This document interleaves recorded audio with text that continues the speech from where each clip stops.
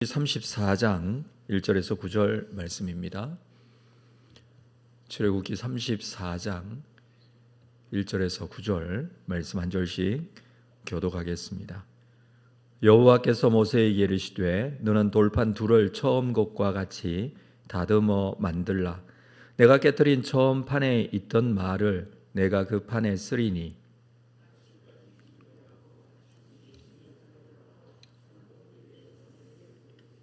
아무도 너와 함께 오르지 말며 온 산에 아무도 나타나지 못하게 하고 양과 소도 산 앞에서 먹지 못하게 하라.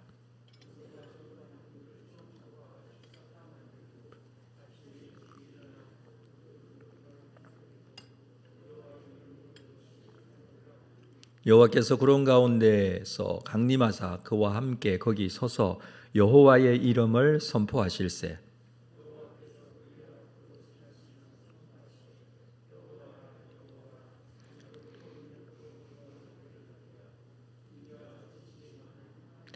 인자를 천대까지 베풀며 악과 과실과 죄를 용서하리라. 그러나 벌을 면제하지는 아니하고 아버지의 악행을 자손 3, 4대까지 보응하리라.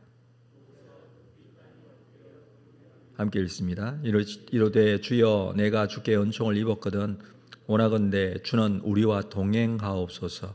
이는 목이 뻣뻣한 백성이니이다. 우리의 악과 죄를 사하시고 우리를 주의 기업으로 삼으소서. 아멘. 하나님께서는 모세에게 하나님의 영광을 보도록 허락하셨죠. 그러나 직접 대면하여 보지 못하고 등을 볼 것이다 라고 하셨습니다. 그리고 깨어졌던 언약, 그 언약을 원상태로 회복시킬 것을 준비하라고 하십니다. 이스라엘의 금송아지 사건으로 인해서 하나님과 맺었던 언약이 깨어지고 하나님과의 관계가 깨어졌지만 모세가 끈질기게 하나님께 중보기도 하죠. 그래서 다시 관계를 회복하기를 구했습니다. 하나님께서는 하나님의 영광을 보이시며 하나님 이 모세에게 돌판 둘을 만들어 언약에 대한 갱신을 준비하라고 하십니다. 자, 1절 말씀에 여호와께서 모세에게 이르시되 너는 돌판 둘을 처음 것과 같이 다듬어 만들라. 네가 깨트린 처음 판에 있던 말을 내가 그 판에 쓰리라. 이 처음 것과 같은 돌판 둘, 이것은 사실 하나님께서 만드신 돌판이었습니다. 그런데 이번에는 모세에게 직접 만들라라고 하십니다. 그러면 그 돌판에 처음에 기록했던 내용을 하나님께서 다시 쓰시겠다는 것입니다. 돌판을 아침까지 준비하고 아침에 시내산 꼭대기에서 내게 보이라. 그래서 언약을 갱신하겠다라는 말씀이죠. 그리고 중요한 것은 산에 오를 때에는 혼자 산에 오르라고 합니다. 양도 소도 산 앞에서 풀을 뜯지 못하도록 하라고 하십니다. 출애굽기 24장에서 처음 언약을 맺으실 때, 시내산 언약이 처음 맺어질 때, 그때는 여기 시내산의 아론과 아론의 아들들 그리고 장로 70, 이 산의 일정한 곳까지 오를 수 있도록, 그리고 앞으로 모세가 앞으로 혼자 나아가서 하나님과의 언약이 맺어졌습니다. 그런데 이번에는 모든 사람을 산에 오르지 못하도록 그렇게 금지시키고 있습니다. 이 이스라엘이 금송아지를 만들어 하나님과의 계약이 깨어지는 그 사건이 있었을 때 사실 그 사건의 중심에 아론이 있었습니다. 거룩하신 하나님의 임재가 이 아론 같은 이 죄인을 한순간에 죽일 수도 있기 때문에 아무도 산에 오르지 못하도록 하신 것이죠. 죄를 가지고 하나님 앞에 갈 수는 없습니다. 왜냐하면 죄는 어둠이고 하나님은 빛이시기 때문에 죄가 있으면 하나님께 갈 수가 없습니다. 당연히. 근데 그 죄를 가리고 죄의 용서함을 받고 우리가 그리스도의 이름으로 갈 수 있는 이유는 예수 그리스도의 속죄함 때문이죠. 그래서 믿는 자가 그리스도의 보혈의 능력을 가지고 그 이름을 가지고 하나님께 갈 수 있는 것입니다. 지금 하나님께서는 모세 혼자 산에 올라 이 언약을 갱신하도록 그렇게 말씀하고 계십니다. 다음 날 모세는 돌판 둘을 처음과 같이 깎아 만들고 아침에 일어나 그 두 돌판을 손에 들고 명령하신 산에 올라갑니다. 그리고 여호와께서 구름 가운데 강림하십니다. 5절에 여호와께서 구름 가운데 강림하사 그와 함께 거기 서서 여호와의 이름을 선포하실세. 하나님의 임재, 하나님께서 산에 오른 모세에게 임재하고 계십니다. 그리고 하나님께서는 하나님을 선포합니다. 하나님의 이름을 선포하십니다. 말씀하셨듯이 모세가 하나님의 영광, 그 영광의 얼굴을 대면하여 볼 수는 없지만 그 하나님의 영광을 알 수 있도록, 그래서 하나님께서는 6절에 그의 앞으로 지나가시며 선포하십니다. 그의 앞으로 지나가시면서 그의 눈을 가리며 그리고 하나님에 대해서 말씀하십니다. 여호와라 여호와라, 자비롭고 은혜롭고 노하기를 더디하고 인자와 진실이 많은 하나님이라. 여호와라 여호와라, 이것은 모세가 지금 하는 말이 아니죠. 지금 보면 하나님께서 이렇게 말씀하고 계십니다. 그러니까 하나님은 하나님의 자신에 대해서 스스로 말씀을 하고 계시는 것이죠.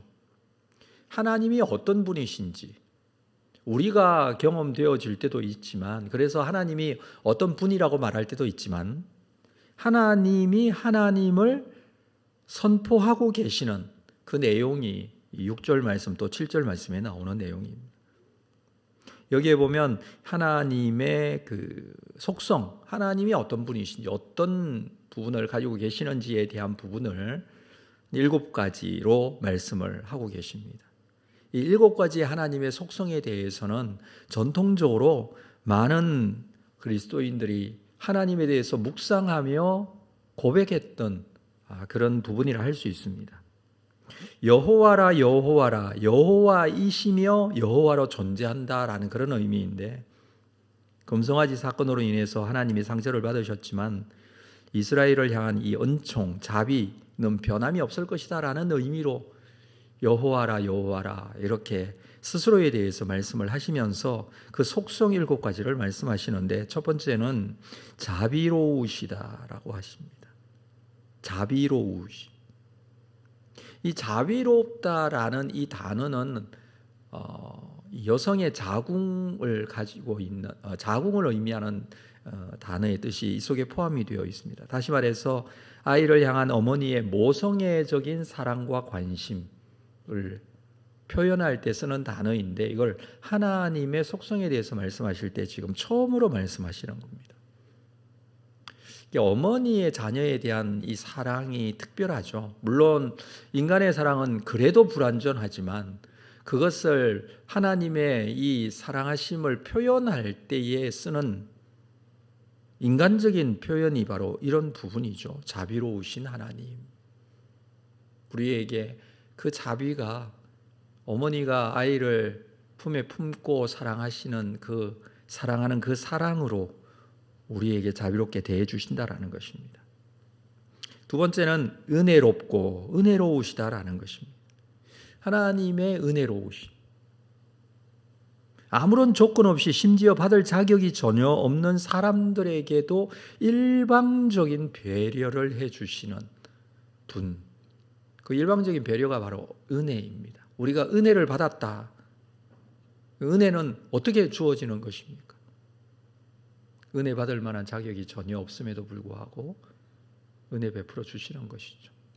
우리가 하나님 앞에 나아갈 수 있었던 이유이기도 합니다. 조건 없이, 자격 없이 받는 것이 은혜입니다. 하나님은 은혜로우십니다. 세 번째는 노하기를 더디하신다라고 합니다. 노하기를 더디하신다. 우리가 가끔씩 이 성경을 통독하여 쭉 읽어 가다가 보면 하나님께서 노하시는 장면이 자주 보이죠. 특별히 광야에서 이스라엘 백성들이 막 이렇게 범죄하고 순종하지 않고 막 이런 모습들을 보면, 그런데 사실 그 시간들은 굉장히 긴 시간입니다. 그렇죠? 우리의 일생 속에 평생에 한번 경험할까 말까 할 수 있는 그런 일들이죠. 하나님께서는 노하기를 더디하시는 분이에요. 우리의 실수, 우리의 범죄, 우리의 연약함과 죄악들이 있을 때마다 하나님 노하시면 우리가 살 수 없을 것입니다. 참 더디하시는 분이세요. 그럼에도 불구하고 하나님은 참고 인내하시고 계시죠. 노하기를 사실 더디하시는 분이신데, 이 단어가 가지고 있는 문자적인 의미는 노하기를 더디하신다라는 게 참 재미있는 의미가 있는데, 긴 코를 가지고 계신다. 긴 코를 가졌다.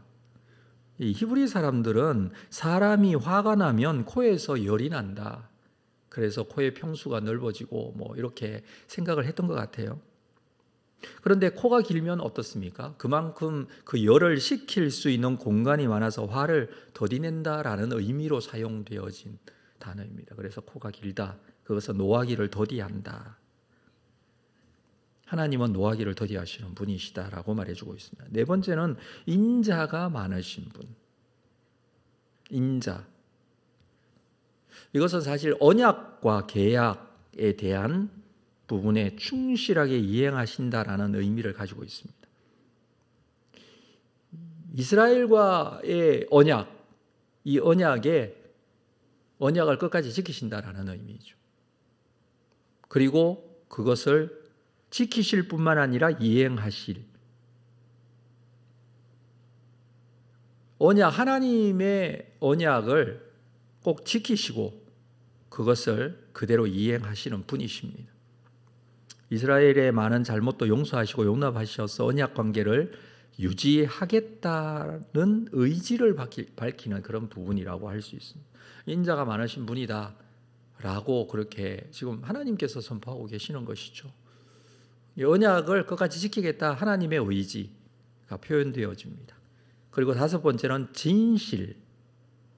사실 이 진실이라고 번역을 했지만 원어적인 의미는 신실하다라는 의미입니다. 신실하다. 변함없이 꾸준하시고 항상 신뢰하고 의지할 수 있는 분, 신실하신 분. 하나님은 신실하시고 변함이 없으시고 계속해서 역사하시는 분이세요. 그냥 두고 버려두듯이 우리를 그냥 두고 보시는 분이 아니라 신실하게 역사하시는 분이시다. 자, 여섯 번째로 7절에 나오죠. 인자를 천대까지 베푸시는 분. 천대까지 베푼다. 인자하심을 천대까지 지속적으로 인자하신 분. 하나님은 인자가 많으실 뿐만 아니라 항상 인자하신 분. 영원토록 인자를 베푸시고 오히려 인자 베푸시는 것을 기뻐하시는 분. 이게 인자를 천대까지 베푼다라는 의미입니다. 일곱째는 악과 과실과 죄를 용서하시는 분. 악, 과실, 죄, 이건 모든 죄를 용서하신다라는 그런 의미이죠. 용서하신다라는 이 단어가 가지고 있는 의미가 들어 올린다라는 그런 의미가 있습니다. 사람이 가지고 있는 이 무거운 짐, 사람이 살면서 가져야 될 짐들이 있죠. 그 짐은 사실 죄의 결과예요. 인간이 수많은 죄들로 인해서 살면서 불편함이 있고 어려움이 있고 힘든 일들이 있습니다. 그 죄의 결과, 그 무거운 짐을 하나님께서 들어주신다. 그래서 하나님께 우리가 맡겨야 되겠죠. 그런 의미로 악과 과실과 죄를 용서하시는 분이라고 말씀하십니다. 하나님께서는 이렇게 하나님 여호와, 그분이 누구신지에 대해서 선포하고 계십니다. 그분은 진정한 여호와 하나님이 될 것입니다. 사실 이러한 하나님의 속성에 대한 부분은 신학적으로 정의를 한다면 하나님의 성품 중에 공유적 속성이라고 합니다. 공유적 속성이라는 것은 비공유적 속성과 반대적인 의미가 있지만 그건 사람도 동일하게 함께 가지고 있는 속성. 비공유적 속성이라는 것은 사람은 도저히 가질 수 없는 속성. 영원하신 하나님, 그리고 무소부재하신 하나님, 전능하신 하나님, 모든 시간과 공간을 초월해 계시는 하나님. 이 하나님의 하나님다움이 비공유적 속성에도 있지만 더 중요한 것은 이 공유적 속성이라고 할 수 있는 오늘 7가지 속성의 의미도 포함이 됩니다. 근데 중요한 것은 이 말씀을 하나님께서 선포하고 계시는데 이 말씀이 끝나자마자 모세가 8절에 급히 땅에 엎드려 경배합니다. 저는 이 급히 땅에 엎드리는 이유가 있다고 생각해요. 물론 하나님의 거룩하심과 이 하나님의 성품, 하나님에 대해서 선포하실 때에 당연히 엎드릴 수밖에 없지만 이 단어적인 의미로 급히 엎드리는 이유는 9절 때문입니다. 그는 이렇게 표현하고 말합니다. 9절 볼까요? 이르되 주여 내가 주께 은총을 입었거든. 어떻게 은총을 입었습니까? 이 하나님이 선포하시는 하나님의 속성으로 인하여 제가 은총을 입은 자 아닙니까? 오나건대 주는 우리와 동행하옵소서.